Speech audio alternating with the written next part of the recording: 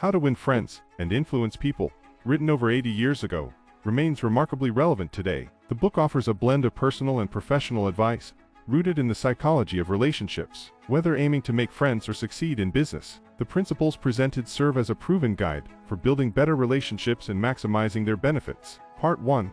Fundamental Techniques in Handling People. Principle 1. Don't criticize, condemn, or complain. Psychologists have proven that rewarding good behavior increases the chance that the behavior will continue. Criticizing bad habits only leads to resentment and makes effective communication almost impossible. It's important to understand that people are influenced by emotion, pride, and ego. Criticism is futile because it puts a person on the defensive and usually makes them strive to justify themselves. Dale Carnegie. Principle 2.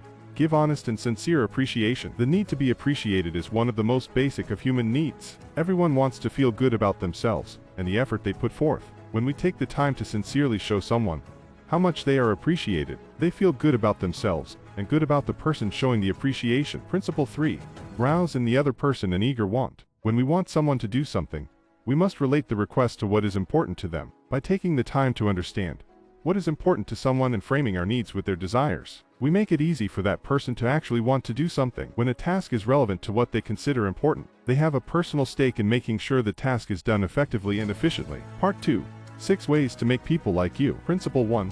Become genuinely interested in other people. It's human nature to be mostly concerned with ourselves. When we take the time to really look at another person, we can often find things that are of genuine interest. People like people who show interest in them, and if that interest is genuine, it creates a strong foundation for a real relationship. Principle 2. Smile. The simple act of smiling has a positive effect on the person smiling and anyone who sees them smiling. Smiling just makes everyone feel better. Even smiling when talking on the phone has positive effects, because the power of smiling comes through in tone and in words, even when it isn't seen. Principle 3. Remember that a person's name is to that person the sweetest and most important sound in any language. A person's name is a very personal and important part of their self-worth. Remembering someone's name makes them feel important. Forgetting someone's name makes them feel unimportant. Remembering names and spelling them correctly is a skill that will help personal and business relationships. The average person is more interested in his or her own name than in all the other names on earth put together. Dale Carnegie. Principle 4.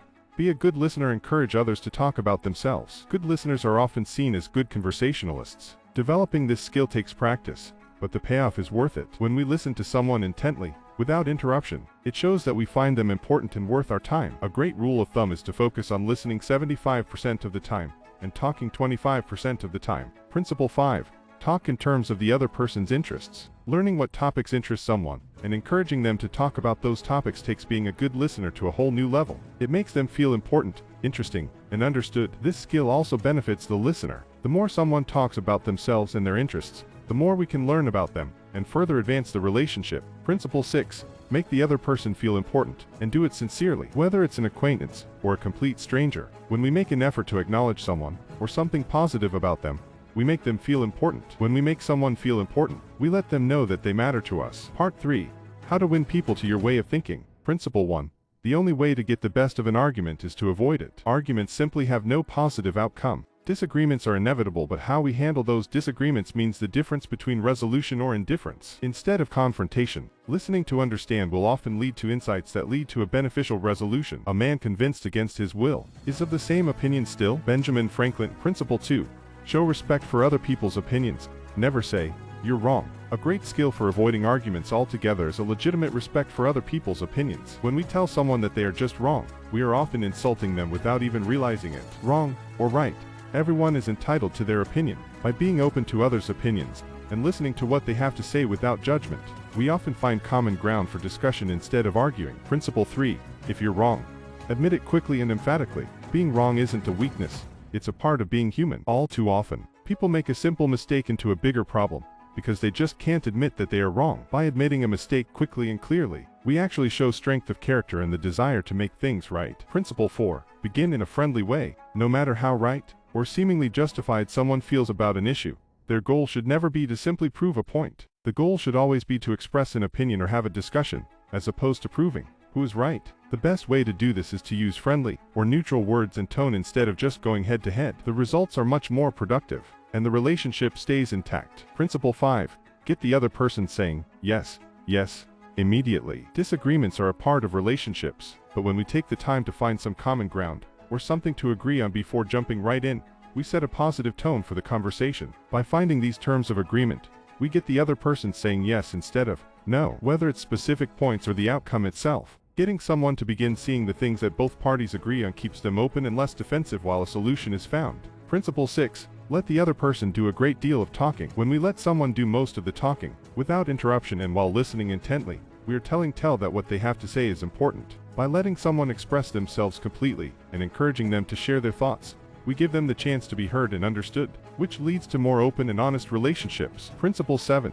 Let the other person feel that the idea is his or hers. It's human nature to feel more passionate about our own ideas than the ideas of others. No one likes being told what to do, but everyone likes having their own ideas validated. By asking questions and offering suggestions, it's often possible to help someone come to the desired conclusion as if it were their own. When the idea they are working with comes from themselves, people are much more invested in seeing that idea come to light. When dealing with people, remember you are not dealing with creatures of logic, but creatures of emotion. Dale Carnegie. Principle 8. Try honestly to see things from the other person's point of view. One of the key skills in effective relationships is the ability to see something from another person's point of view. Not only does this skill make the other person feel important and understood, it often uncovers points that weren't so obvious at first. By understanding why someone has a certain view, the goal becomes more about what is right than about who is right. Principle 9. Be sympathetic with the other person's ideas and desires. When we put ourselves in someone else's place, looking at their views from where they stand, we find it easy to have positive interactions instead of an argument or disagreement. Carnegie offers a simple phrase to show that empathy. I don't blame you one iota for feeling as you do. If I were you, I would undoubtedly feel just as you do. This statement is sincere because it's true and it sets the foundation for a constructive conversation. Principle 10.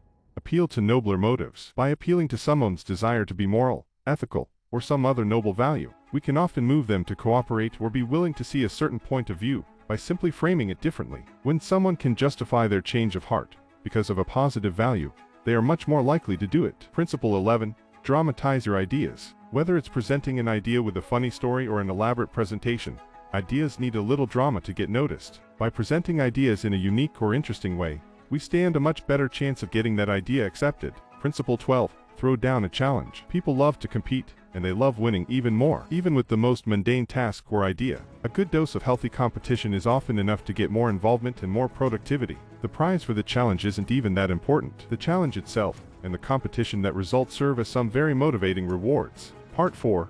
Be a leader. Principle 1. Begin with praise and honest appreciation. The first step in changing someone with our words is to focus on the positive before the negative. By pointing out the strengths of a person, we put them in a positive mindset. When we get to the negatives, they are much easier to hear and more likely to be accepted. Principle 2. Call attention to people's mistakes indirectly. Direct criticism causes resentment and puts people on the defensive. By avoiding giving honest praise with a qualifying but that leads into a negative observation, we can often make people more receptive. You ran great today, but you would have won if you had run harder, is much different than, you ran great today, and if you run harder next time you will probably win. What a difference a word makes. Principle 3.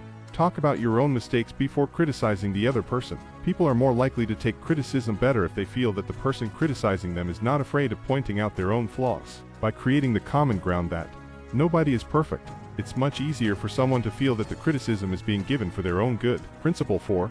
Ask questions instead of giving direct orders. No one likes to be told what to do. By asking people to do something directly or indirectly, it makes it easier for them to comply. Bring me those books is quite different than, could you bring me those books, please? A small change in words has a great impact. Principle 5.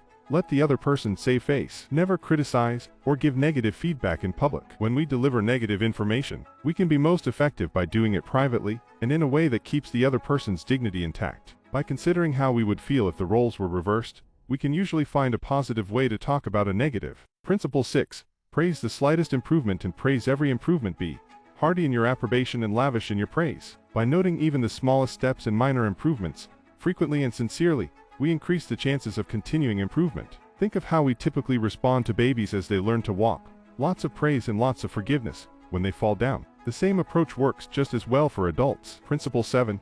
Give the other person a fine reputation to live up to. When we praise someone in public, or praise them for exhibiting desirable traits or actions, gives that person a certain reputation that they will naturally want to live up to. If we sincerely tell someone that they are great at something often enough, they will begin to believe it themselves and make it a part of their reputation with themselves. Principle 8. Use encouragement. Make the fault seem easy to correct. When we minimize faults and encourage improvements, We create a sense of motivation and belief in a person that makes them feel that they can improve easily. When we focus on the faults, we make them seem much more negative than they often are, killing any motivation to improve. Principle 9. Make the other person happy about doing the thing you suggest. Offering incentives, praise, and authority are all great ways to make a person happy to accept decisions and do what we want them to do. If someone doesn't get a promotion, but we make sure to point out how important their current role is and why their performance made them a candidate in the first place, we soften the blow and minimize the